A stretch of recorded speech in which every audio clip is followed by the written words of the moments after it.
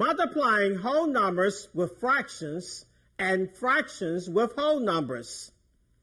Bill needs to cut 12 pieces of molding that are each 3 1/4 inches long. He will buy one piece of molding from which to cut these pieces. How long should that molding be? Example, 3 1/4 times 12.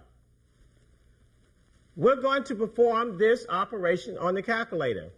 1 divided by 4 plus 3 equals times 12 equals 39.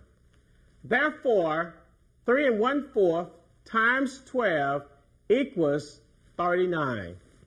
Another method to solve this problem is by utilizing the fraction decimal chart. 3 1/4. 3 1/4 on the fraction decimal chart is equivalent to 0.25 times 12. If we utilize the calculator, 3.25 times 12 equals 39. Another way to solve this problem is by utilizing the paper and pencil method. 3 1/4 times 12. 3 1/4 is a mixed number. Therefore, we have to change it to an improper fraction by multiplying. 4 times 3 is 12, plus 1 is 13 over 4 times 12 over 1. Now we can cross cancel. As you would observe, 4 and 12 contains a common factor. 4 would divide into 4 one time, 4 would divide into 12 3 times. We can reduce. 4 would divide into 4 once, 4 would divide into 12 3 times. Multiply 13 times 3 is equal to 39. 1 times 1 is equal to 1. And 39 divided by 1 is equal to 39. So in all three methods, we arrived at the same solution.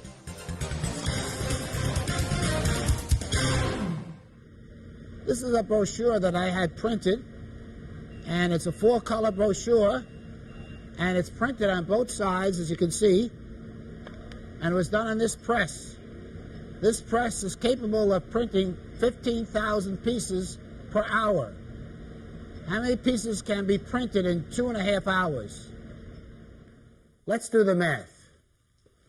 The printing press prints 15,000 sheets per hour, and we want to know how many sheets can be printed in 2.5 hours.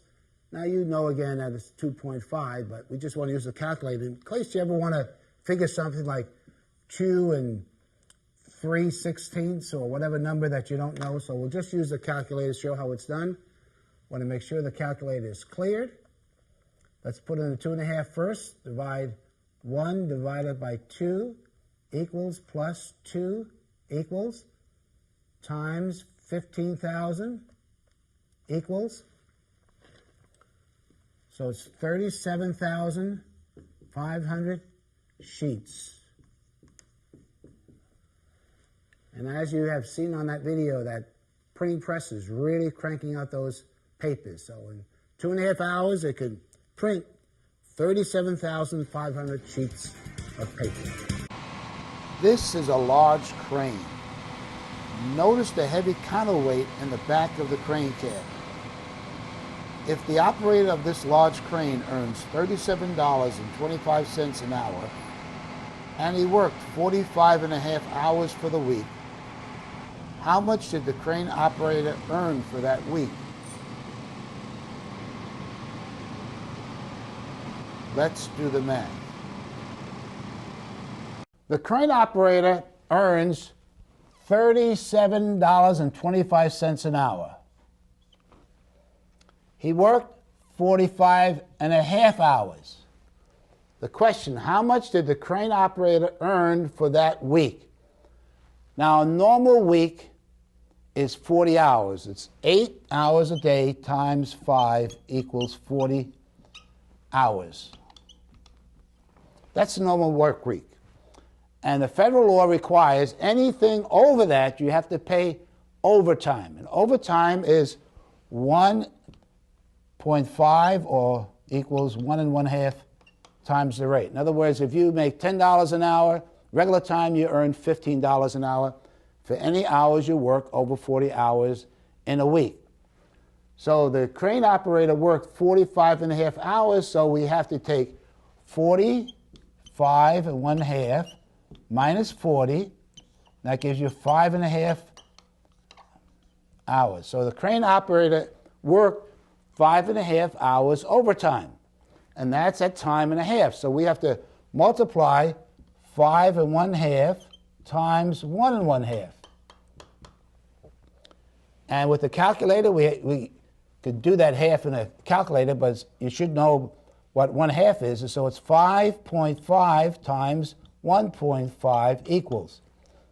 So let's do that. So it's 5.5 times 1.5 equals. So that equals 8.25 hours of regular time. So by working 5 1/2 hours at time and a half, it's equivalent to 8.25 hours. So then we add that onto that. So actually, his pay would be 48.25 hours. Now all we have to do then is multiply that. Is 48.25 times his regular pay, which is 37.25, times 37.25 equals. So the crane operator's pay came to $1,797.31. So by working 45 1/2 hours and his regular hourly pay was 37.25, he earned $1,797.31. Please pause the video now and complete the problems in your workbook. When finished, press play, and we'll continue with the next lesson.